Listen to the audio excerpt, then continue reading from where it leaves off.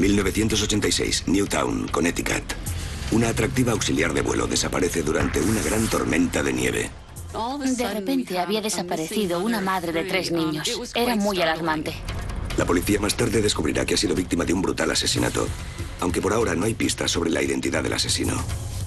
No había arma homicida, ni escena del crimen, ni testigos. Lo que empieza como un simple caso de desaparición se convertirá en uno de los asesinatos más sobrecogedores y espeluznantes de la historia de Connecticut. Junto a la policía, hay quienes siguen de cerca la crónica de la investigación. Filmada, escrita y grabada.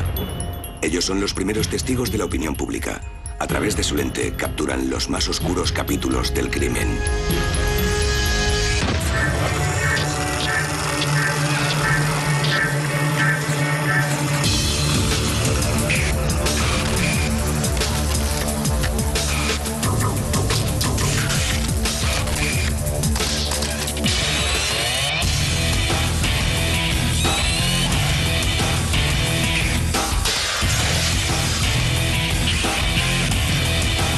Informe criminal. El asesino de la trituradora de madera. Noviembre de 1986. Newtown, Connecticut. Esta apacible localidad de Nueva Inglaterra es el hogar de aquellos que prefieren vivir lejos del ajetreo de la ciudad de Nueva York y trasladarse allí cada día. En los 80, Newtown era una localidad rural muy tranquila, llena de colinas, bosques, lagos, arroyos y praderas, con escuelas muy buenas y un ambiente agradable. Era un lugar muy seguro y perfecto para una familia. Muy tranquilo. Apenas había delincuencia de ningún tipo. Lo más grave eran delitos contra la propiedad. Por lo general, robos en las casas cometidos durante el día. Había algunos robos de casas, pero aparte de eso, no se había cometido ningún asesinato en Newtown desde 1975. La mayoría de los residentes de esta ciudad dormitorio disfrutan de una vida acomodada y privilegiada. La gente que vive allí son profesionales, muchos de ellos tienen niñera, servicio y todos se trasladan diariamente a Nueva York. Una de esas personas era Hele Crafts. Hele Crafts era una mujer de 39 años de edad, azafata de vuelo de la Pan American Airlines. Estaba casada con un piloto, Richard Crafts. Era la típica madre trabajadora de la década de los 80, que se esforzaba por tenerlo todo. Familia, carrera, una bonita casa y un marido maravilloso. La pareja se conoció en 1969 en una convención de la aerolínea en Miami. Tras 6 años de noviazgo, Richard y Hele Crafts se casan y se instalan en la tranquila localidad de Newtown, en Nueva Inglaterra, y forman una familia. Parecían el matrimonio perfecto. Richard era muy activo en temas municipales. También era agente a tiempo parcial en la policía local y solía ir a la escuela a dar charlas a los niños. Su trabajo como policía auxiliar en Newtown consistía en vigilar las casas vacías cuando los inquilinos no estaban. Era trabajo fuera de lo estrictamente policial. Dirigir el tráfico si hacía falta, ayudar en los escenarios de accidentes de tráfico, cosas así. Hele era muy agradable, una persona cálida, y todos los vecinos la apreciaban mucho.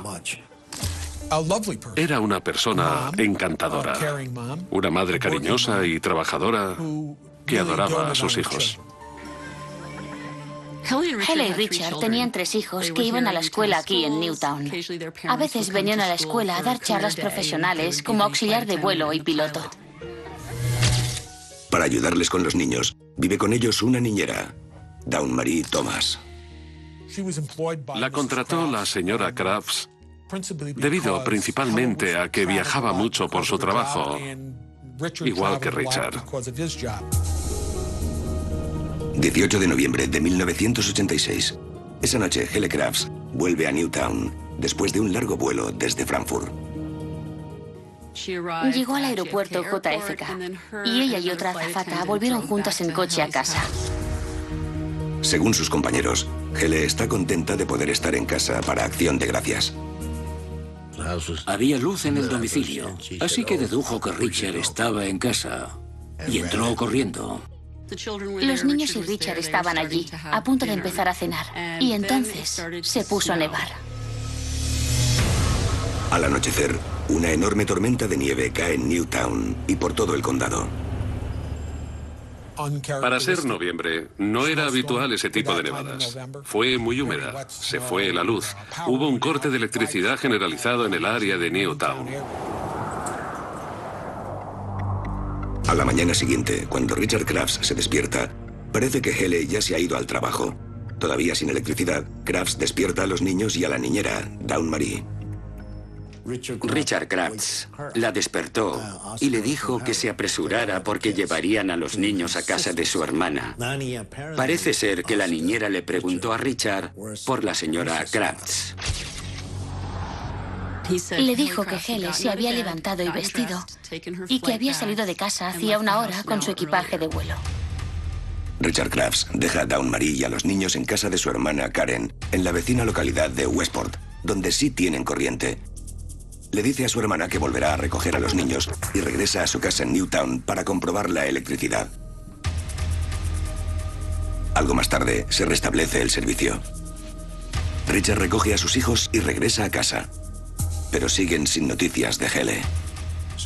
Sabemos que Hele estaba viva cuando su compañera la dejó en la puerta de la casa y que había desaparecido cuando la niñera se levantó. Así que, durante ese lapso de tiempo, nadie sabe dónde estuvo. Y esa fue la última vez que alguien la vio. Ni rastro. Simplemente se esfumó en la nada. 20 de noviembre. Han pasado 2 días desde que Hele Crafts fue vista por última vez. Cuando no se presenta en el trabajo, la asistente de vuelo, Trudy Hobart, llama a Richard para preguntarle por su esposa. Crafts le dice que Hele llamó desde Europa. Dijo que estaba en Dinamarca con su madre enferma. Y que Hele se había ido unos días a verla. Eso es lo que dijo a la niñera, Dawn Marie Thomas, y a los niños. Crafts menciona que Hele ha cogido su equipaje de vuelo y que su Toyota Tercel está estacionado en el aparcamiento de empleados de la Pan Am, donde siempre aparca antes de un vuelo. En la parte trasera se encontraron algunas pertenencias suyas, como un par de botas que llevaba cuando regresó de Alemania el día anterior. Pero cuando el coche permanece allí durante 3 días más, las amigas de Hele empiezan a preocuparse. No volvía a buscarlo y empezaron a preguntarse por qué el coche seguía allí. Pero Hele no estaba. ¿Qué le habría pasado? ¿Dónde podría estar? Por su comportamiento anterior y las relaciones con sus amigas, nos dijeron que era raro que desapareciera de ese modo. Preocupadas porque le hubiera ocurrido algo a Hele, sus amigas denuncian su desaparición. La noticia llega a los medios de comunicación locales. Yo era la periodista que cubría el crimen. En ese momento no contaban gran cosa. Se trataba de una investigación en curso. Así que todo lo que sabíamos era que Hele Crafts era asistente de vuelo, que había desaparecido y que tenía 3 hijos. Newtown es un lugar muy tranquilo y sin apenas crímenes. Así que fue bastante sorprendente tener de repente el caso de una madre desaparecida. Los amigos de Hele la consideraban una mujer maravillosa. Obviamente una buena madre, muy trabajadora, una buena esposa, dedicada a su familia. Pero tras la apariencia de un matrimonio feliz, se esconde algo más. Las apariencias ocultaban una relación tempestuosa que la mayoría de la gente desconocía. Richard Crafts tenía una relación extramatrimonial hacía más de 20 años con otra asistente de vuelo. Así que no era nada nuevo. Era parte de él. Siempre había tenido relaciones con otras mujeres desde hacía mucho tiempo. 3 meses antes de su desaparición, Hele Crafts contrató a la abogada matrimonialista Diane Anderson. Diane Anderson insistió en que Hele contratara a un detective privado para documentar las infidelidades de Richard. Anderson pone a Hele en contacto con un detective privado llamado Keith Mayo. Mayo accede a seguir a Richard Crafts para cogerlo infraganti. Al parecer, Keith siguió a Richard e hizo algunas fotos de este con otra mujer y se las entregó a Hele. Desolada por las fotografías, Hele decide presentarle a Richard los papeles del divorcio. Crafts se niega a aceptarlo. No aceptó los papeles del divorcio cuando el sheriff quiso entregárselos. Empezó a poner excusas y el día en que habían quedado para recibirlos formalmente no se presentó. Así que no se lo estaba poniendo precisamente fácil. Era evidente que no estaba conforme con el divorcio. Le preocupaba que no pudiera ver a sus hijos. Hele también está preocupada por sus hijos. Acuerda con Richard que hablarán del divorcio a su vuelta de Frankfurt. Pero lo que en realidad sucede cuando Hele regresa se convertirá en uno de los crímenes más estremecedores en la historia de Connecticut. 1986, Newtown, Connecticut. Hele Crafts, auxiliar de vuelo, desaparece durante una gran tormenta de nieve. Hace una semana que nadie ha tenido noticias suyas y sus amigas comienzan a sospechar lo peor. Hele desapareció en extrañas circunstancias. No querían pensar que pudiera estar muerta. Pero aún así, la desaparición ocurrió en circunstancias muy misteriosas. El marido de Hele, Richard Crafts, cuenta a las amistades de esta que está en Dinamarca visitando a su madre enferma. Una amiga de Hele llamada Lina Johansen decide comprobar la historia. Lina Johansen llamó a Dinamarca para hablar con la señora Nilsson, la madre de Hele Crafts, y averiguó que la señora Nilsson no estaba enferma y que llevaba varias semanas sin hablar con su hija. La historia de Richard sobre el viaje a Dinamarca levanta las sospechas de las amigas de Hele. Estaban cada vez más alarmadas porque no respondía a sus llamadas y por las mentiras de su marido sobre su paradero. A las amigas de Hele no les gustaba Richard, sobre todo a raíz de su desaparición. Sospechaban de él. Tenían opiniones encontradas. Él no les gustaba demasiado. No confiaban en él, pero no sabían por qué. Era algo difícil de definir. Para Acción de Gracias, Richard y sus 3 hijos pasan el fin de semana con la hermana de Richard, Karen, y su familia. Las sospechas de las amigas de Hele aumentan, ya que ella siempre celebra la festividad. Sus amigas sospechaban que algo malo le había pasado a causa de las conversaciones que la señora Crafts supuestamente había tenido con ellas. Empezó a decir cosas a sus amigas, como que pensaba que Richard podía estar enfadado con ella. Y también que si desaparecía o le ocurría algo, no sumieran que había sido un accidente. Cuando desapareció, esa frase, si me ocurre algo, no asumas que es un accidente, no dejaba de inquietarles. Las amigas de Hele cuentan a la policía lo que ella les había dicho. Las autoridades deciden interrogar a Richard Crafts. A principios de diciembre, uno de mis colegas le preguntó a Richard Crafts, ¿dónde está su esposa? Hay mucha gente que sugiere que podría haberle ocurrido algo, que ha desaparecido. ¿Es eso cierto? Él se limitó a mantener la misma versión que había dado a otros agentes, que su esposa sencillamente se levantó y salió de casa el 19 de noviembre. No satisfechos con su respuesta, los agentes piden a Crafts que se someta al detector de mentiras, a lo que accede. Era un examen muy completo que practicaban 2 expertos en polígrafos de la policía del estado de Connecticut. Debió de durar entre 2 y 3 horas. Y le hicieron preguntas sobre la desaparición de su esposa. Pasó la prueba del polígrafo sin mentir, según los expertos. Después hablé con los 2 y me dijeron que estaban seguros de que desconocía el paradero de su mujer y sugirieron que estudiáramos otras opciones. A pesar de superar la prueba del polígrafo, Crafts admite que se inventó la historia de la visita de Hele a su madre enferma. Con el tiempo, mucha gente le preguntó por qué había contado todas esas historias sobre el paradero de su esposa. Y su respuesta fue que no quería airear los trapos sucios de su matrimonio porque ese asunto no le incumbía a nadie. No quería que la gente supiera que ella los había abandonado a él y a los niños. Se descarta a Richard Crafts como sospechoso. Y la policía de Newtown amplía el alcance de la investigación, en la que también participan ahora la policía del estado y el jefe de su laboratorio forense, el doctor Henry Lee. Yo era el responsable de criminalística del estado de Connecticut.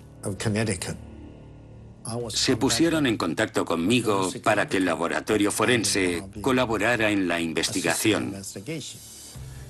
Así que se asignó un grupo de trabajo al caso.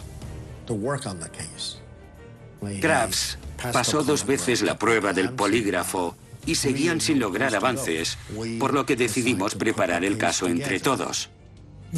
En todos los casos de desapariciones se sigue el mismo tipo de investigación. Primero se reúne toda la información posible sobre la persona desaparecida, como sus extractos bancarios, información de las tarjetas de crédito, los lugares a donde puede haber ido, amigos, socios, y a partir de ahí se siguen todas esas pistas.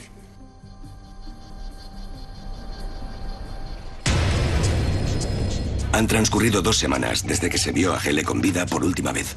Los investigadores trabajan incansablemente recopilando y siguiendo pistas. La policía recibía una gran cantidad de información sobre la desaparición de Hele Crafts. Interrogamos de forma exhaustiva a los amigos y familiares de Hele, ya fuera yo directamente u otros investigadores que trabajaban en el caso.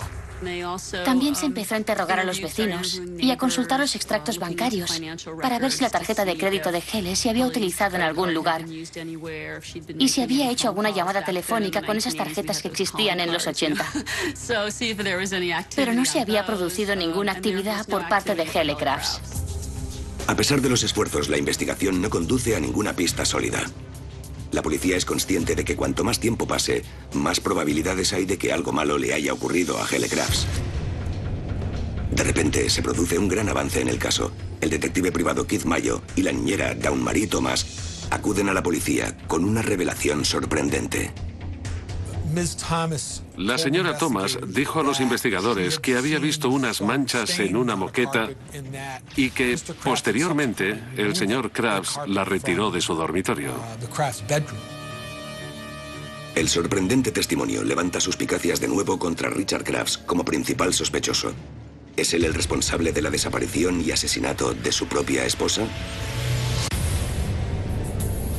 Diciembre de 1986, Newtown, Connecticut.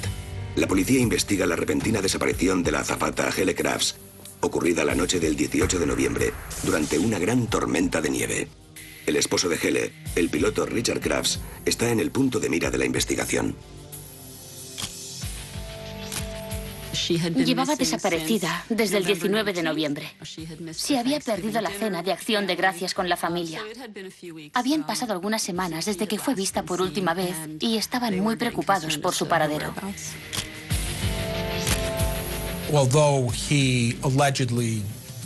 A pesar de que Crafts supuestamente había pasado las pruebas del polígrafo, todavía existían preguntas para las que no había respuestas.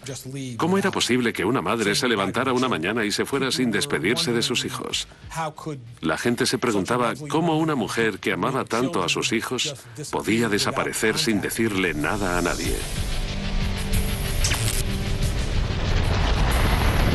Dawn Marie Thomas, la niñera que vivía con los Crafts, acude a la policía con la sorprendente revelación de haber visto manchas oscuras en la moqueta del dormitorio del matrimonio, moqueta que Richard Crafts retiró después. Cuando le preguntó a Richard Crafts qué era aquella mancha, dijo que era la estufa de queroseno. Durante la tormenta hubo un corte de electricidad. Sacó 2 estufas de queroseno del garaje y las puso en casa. Una de ellas en el dormitorio principal.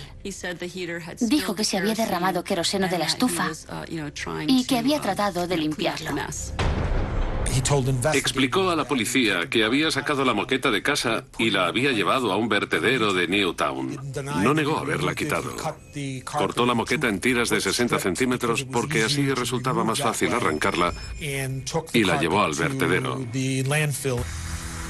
El detective privado Keith Mayo sigue la pista de lo que explica Richard para localizar la moqueta. Fue al vertedero y estuvo buscando la moqueta un día entero, pues aquel lugar era enorme.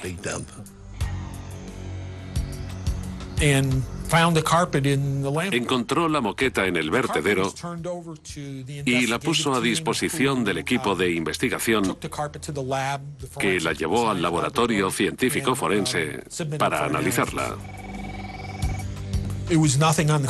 No había nada en ella que sugiriera rastros de sangre ni de cualquier otra sustancia que pudiera relacionar la moqueta con la señora o el señor Crafts.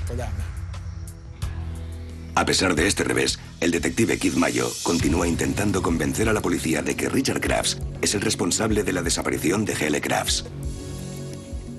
Él insistía en que Richard había matado a su esposa y que la policía debía hacer algo al respecto inmediatamente. Una vez en el caso, no se dio por vencido. Probablemente él fue el principal instigador de que la policía pusiera en marcha la investigación y siguiera con ella. Las autoridades centran la investigación en los extractos bancarios de los Crafts. Trabajamos con las compañías de tarjetas de crédito para intentar descubrir si él había realizado alguna compra extraña en las semanas que siguieron a la desaparición de su esposa. Lo primero que la policía de Newtown averiguó fue que había comprado ropa de cama en Brookfield. Había adquirido unas almohadas y un edredón nuevo, lo cual resultaba un tanto extraño. Fue el día después de la tormenta. Era raro. Pero la prueba más contundente aún está por llegar. Uno de mis investigadores, que trabajaba con una compañía de tarjetas de crédito, descubrió que el señor Crafts había alquilado una trituradora de madera durante la tormenta del 18 al 20 de noviembre. De inmediato, eso levantó sospechas de que había sucedido algo terrible. Cuando indagaron más, descubrieron que había alquilado maquinaria diversa, un congelador, la trituradora de madera, una furgoneta, todo aquello carecía de sentido. La policía de Newtown estaba sentando las bases de una investigación por homicidio. La pista de las compras de Crafts es lo bastante inusual como para convencer al juez de firmar una orden de registro. Factores como la cuestión de la ropa de cama y de la trituradora de madera facilitaron la petición de la orden de registro. 25 de diciembre, Navidad. Con Richard Crafts y sus 3 hijos de vacaciones en Florida, las autoridades registran el domicilio de los Crafts. La razón por la que elegimos hacerlo en Navidad era que no queríamos que los niños se sintieran mal, pues bastante habían sufrido ya con la pérdida de su madre. Y tampoco queríamos alertar al vecindario, por lo que quisimos ser discretos. Al llegar allí, la policía tiene que enfrentarse al desorden imperante. Las moquetas estaban arrancadas. El mobiliario estaba tumbado en varias habitaciones. Encontraron algunos objetos quemados en la chimenea. No era lo que uno esperaría encontrarse en un domicilio familiar. Había 2 somieres individuales, uno perteneciente al cuarto de los niños y otro de otra habitación. También había un colchón de matrimonio a un lado. Cuando lo vi, vimos unas salpicaduras de sangre en el colchón, cerca del extremo del lado de la moqueta, donde la niñera había visto la mancha oscura. Inmediatamente los investigadores llevan una muestra del colchón manchado de sangre al laboratorio forense para analizarlo. Los tipos de pruebas forenses que el Dr. Lee y su equipo hicieron en la casa incluyeron pruebas de detección de sangre, especialmente en las salpicaduras del colchón. También buscaron sangre en lugares como los desagües o en una bañera o lavabo.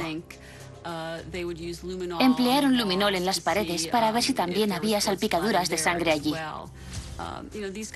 Todo ese tipo de pruebas ya se hacían hace 20 años. En aquella época, la tecnología del ADN no estaba lo bastante desarrollada. Sin embargo, podíamos discernir entre sangre masculina o femenina con los análisis del ADN y pudimos demostrar que era de una mujer. La sangre era del grupo 0 y Hele Crafts era de ese tipo. De lo que había en el dormitorio, con el colchón solo, ya nos podíamos hacer una idea de que se había producido un impacto repentino para provocar todas esas salpicaduras. Es decir, hubo un golpe que produjo salpicaduras. Salpicaduras en ese lado de la cama. Una vez completado el registro, la policía hace balance del caso contra Richard Crafts. A pesar de la creciente lista de pruebas físicas, los investigadores se enfrentan a un enorme reto. La policía no tenía mucho en lo que basarse para seguir con la investigación. El único móvil que podía tener Richard era que Hele quería el divorcio. No había arma homicida, ni escena del crimen, ni testigos. Y ni rastro de la víctima. Cuando Hele Crafts desapareció, primero barajamos 3 o 4 posibilidades. En primer lugar, que se hubiera ido de casa. En segundo lugar, que fuera un secuestro. En tercer lugar, un accidente. En cuarto lugar, que hubiera sido asesinada. Si había sido asesinada, ¿dónde estaba el cadáver?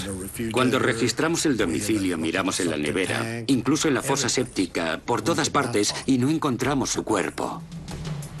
A medida que pasa el tiempo sin señales de la víctima, los vecinos comienzan a temer lo peor.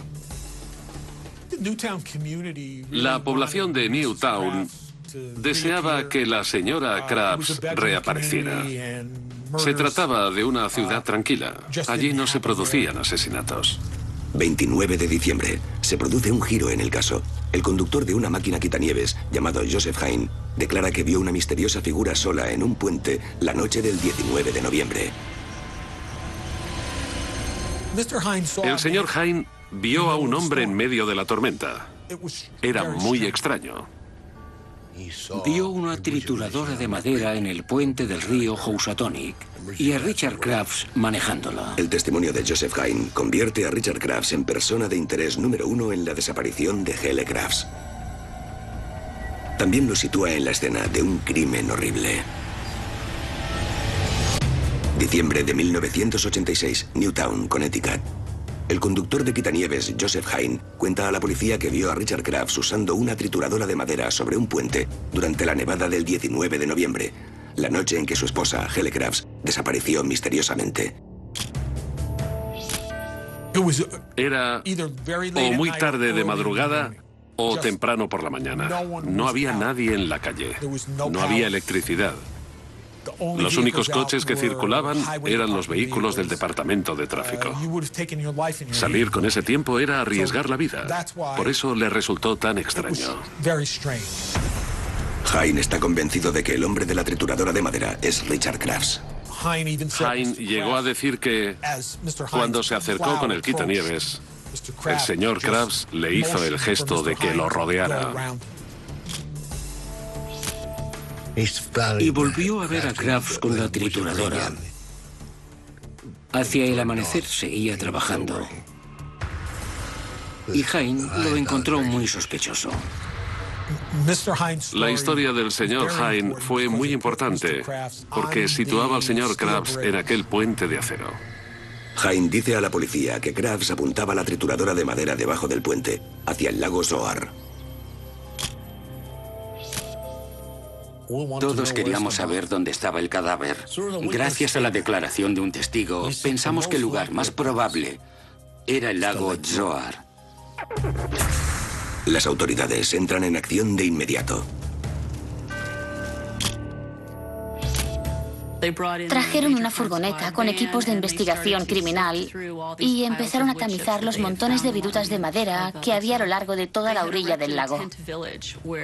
Levantaron carpas donde trabajaba la brigada criminal, tamizando el barro y las hojas.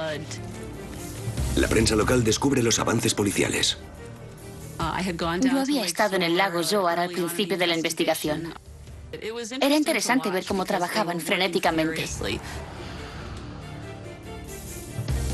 Te pasas allí 5, 10 horas de pie, completamente congelado, buscando pistas. Nos llevó días y días aguantando ese frío. El esfuerzo tiene su recompensa para el Dr. Lee y el resto del equipo forense de la Policía Estatal.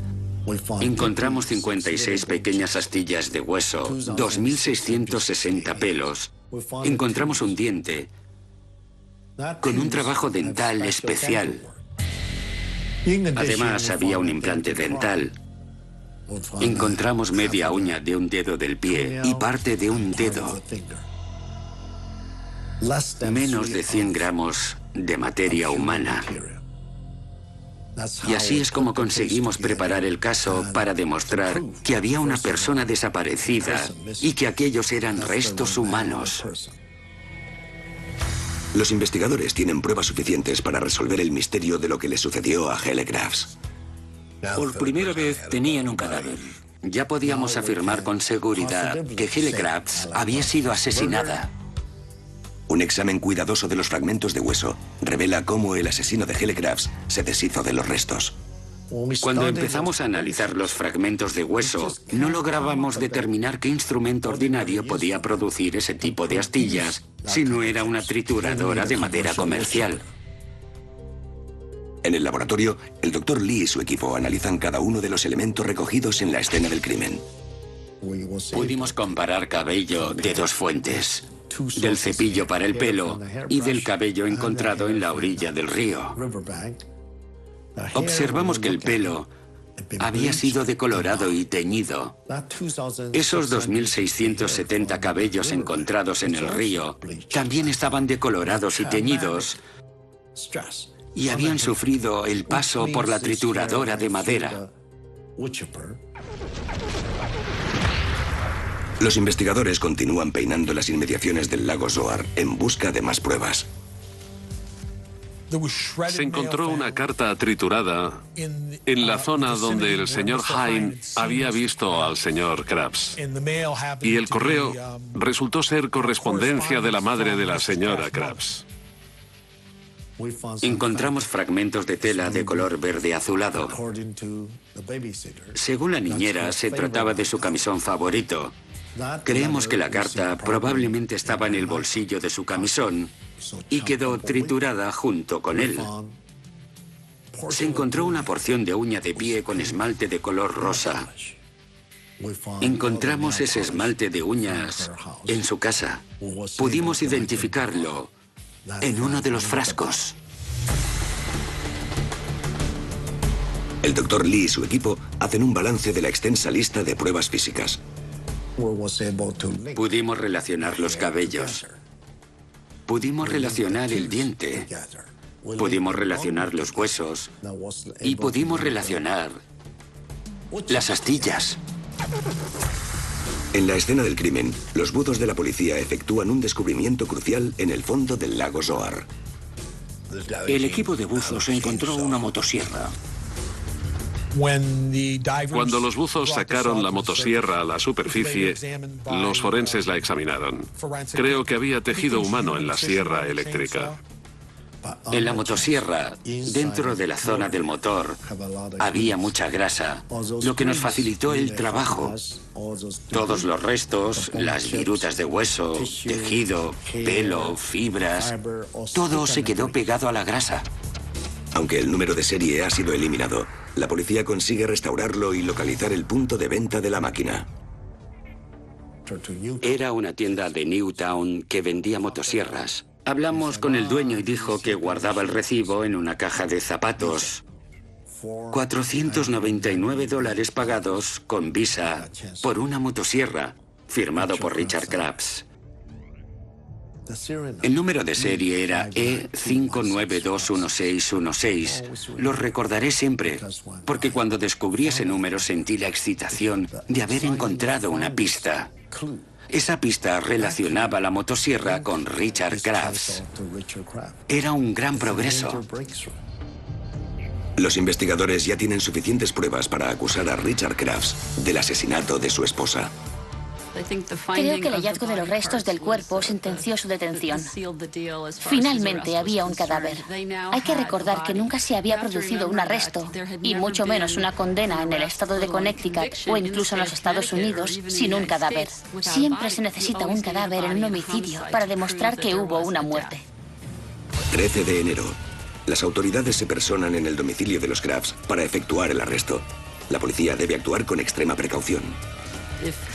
Si Richard había hecho daño a su esposa, también había que preocuparse por los demás habitantes de la casa. 13 de enero de 1987. La policía del estado está a punto de detener a Richard Crafts por el asesinato de su esposa. A medianoche, la policía rodea el domicilio familiar. Fueron a su casa y le pidieron que saliera, pero él se negaba.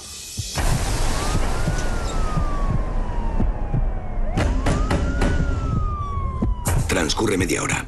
La policía sabe que los 3 hijos de Crafts están en casa con él, por lo cual evitar un enfrentamiento resulta vital.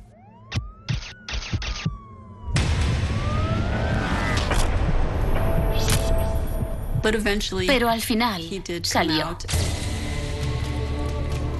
Tras asegurarse de que los niños están ilesos, la policía detiene a Richard Crafts. Se lo llevaron a Trupe en Southbury, donde pasó la noche de trámites. Y luego, por la mañana, se lo llevaron al Tribunal Superior de Danbury para su comparecencia. La noticia de la detención se propaga rápidamente por la localidad y por todo el mundo. En los 80 no existía la maquinaria de noticias las 24 horas que tenemos hoy en día. No había los canales de noticias de la Fox o la CNN. Pero el caso provocó ese tipo de cobertura mediática aquí en Connecticut. Así que cuando finalmente se arrestó a Richard, los medios se desplazaron a Newtown desde todo el mundo. De Dinamarca, de Nueva York, de todo Connecticut y de todas partes. Y aquello se convirtió en un gran circo mediático. Ya hay fecha para el juicio, que tendrá lugar en el cercano New London. Creo que todos los periódicos importantes y probablemente algunas publicaciones menores de Connecticut cubrieron el juicio bastante a fondo. La fiscalía ha reunido una enorme cantidad de pruebas. Era la investigación más extensa que habíamos realizado hasta el momento. Había una gran cantidad de pruebas físicas, tipificación de ADN, detección del grupo sanguíneo, comparación del cabello, comparación de las marcas de la herramienta, comparación de tejidos, análisis de la escritura. Creo que testifiqué 5 o 6 días consecutivos, ya que llevé a cabo una exhaustiva investigación para este caso. Un enorme trabajo de laboratorio y de reconstrucción. El primer juicio duró 4 meses y medio.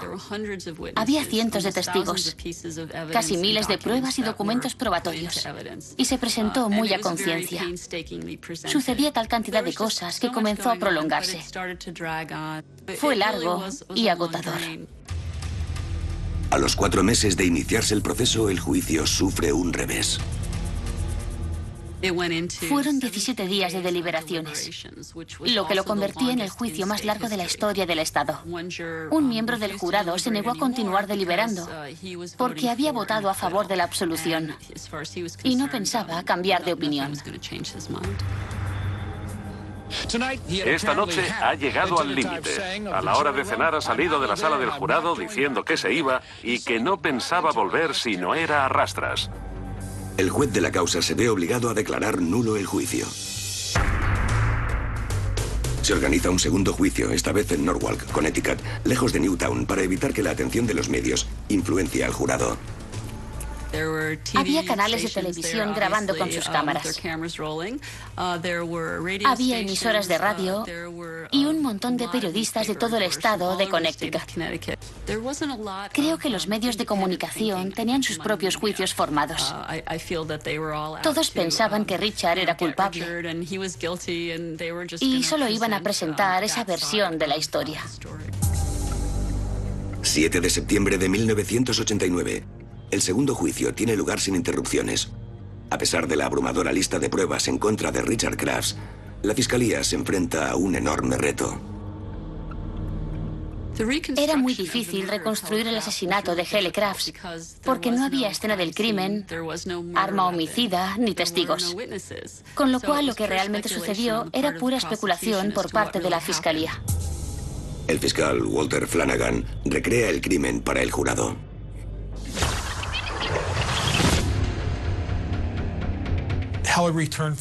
Hele regresó de su viaje. Esa misma noche o a la mañana siguiente temprano, Hele y Richard discutieron, posiblemente sobre su inminente divorcio. Richard la agredió dentro de casa. Probablemente la mató allí mismo.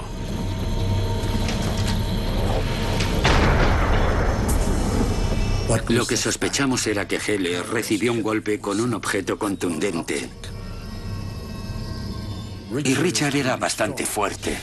La golpeó en la cabeza con un martillo y la envolvió con una alfombra. El cadáver de Hele estaba en el suelo sobre la alfombra.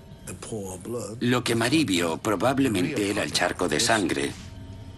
Al final se dio cuenta de que era imposible limpiar la sangre, por lo que cogió la alfombra entera, la enrolló y se deshizo de ella.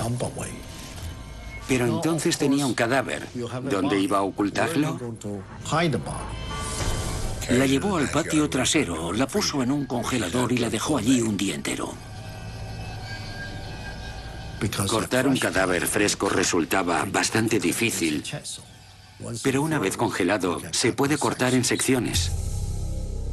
La mañana del 19 de noviembre, todavía sin electricidad, Crafts lleva a Dawn Marie y a los niños a casa de su hermana y pasa el día con los preparativos para deshacerse de los restos de su esposa. Debía recogerlos sobre las 2 de la tarde, pero no apareció hasta la noche. Mientras tanto, fue a alquilar una máquina trituradora de madera y una furgoneta. Regresó a su casa, la sacó del congelador, la puso en la máquina y se la llevó de noche. Por lo que no había ni pruebas, ni sangre, ni nada. Era la tapadera perfecta. Pensó que no había nada de extraño en que alquilara una trituradora de madera, porque ya lo había hecho anteriormente y había documentos que lo demostraban. La gente sabía que él solía hacer limpieza, así que no resultaría raro que tuviera una trituradora de madera. Si no le hubieran visto esa noche en el puente, podría haberse salido con la suya. El público en la sala escucha todos esos horribles detalles, horrorizado y en silencio. Richard Crafts permanece impasible. Definiría la actitud de Richard ante el tribunal como la misma de siempre, muy reservado e indiferente. Estaba tranquilo todo el tiempo. En ningún momento mostró ninguna emoción. El jurado alcanza un veredicto en menos de 3 días de deliberación. Y la segunda vez, el jurado lo declaró culpable. No mostró reacción alguna, ni una sonrisa, ni un gesto, nada. Se quedó allí sentado. Se comportó como siempre fue, muy tranquilo, sereno y frío. 20 de noviembre de 1989, Richard Crafts es declarado culpable de asesinato en primer grado. Richard Crafts fue condenado a 50 años de prisión. Y en esa época, en el estado de Connecticut, no se concedía la condicional. 3 años después de la desaparición de Hele Crafts, la población reacciona ante la noticia del veredicto de culpabilidad.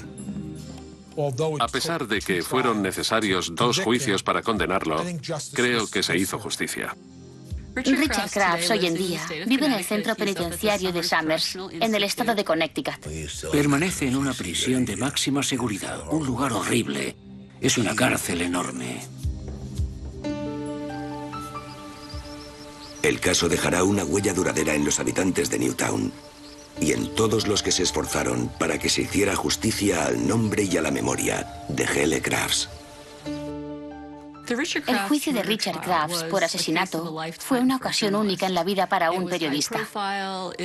Daba notoriedad, era un caso impactante, un hecho histórico, y como joven periodista, para mí fue una oportunidad maravillosa de hacer un gran trabajo, periodísticamente hablando.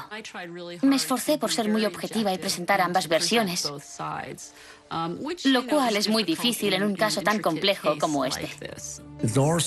También nos muestra el peso de la prueba científica. Por pequeño que sea un rastro, un solo pelo, nos puede revelar una historia entera. He trabajado en casi otros 8.000 casos importantes, pero este es un caso que siempre recordaré. Creo que recuerdo lo mismo que todo el mundo, que es pensar cómo alguien puede matar a su esposa y pasarla por una trituradora de madera. Es increíble. Y lo que siempre me viene a la mente en este caso es una tormenta de nieve en una hermosa pequeña localidad de Nueva Inglaterra. Y que un asesinato lo arruinó todo.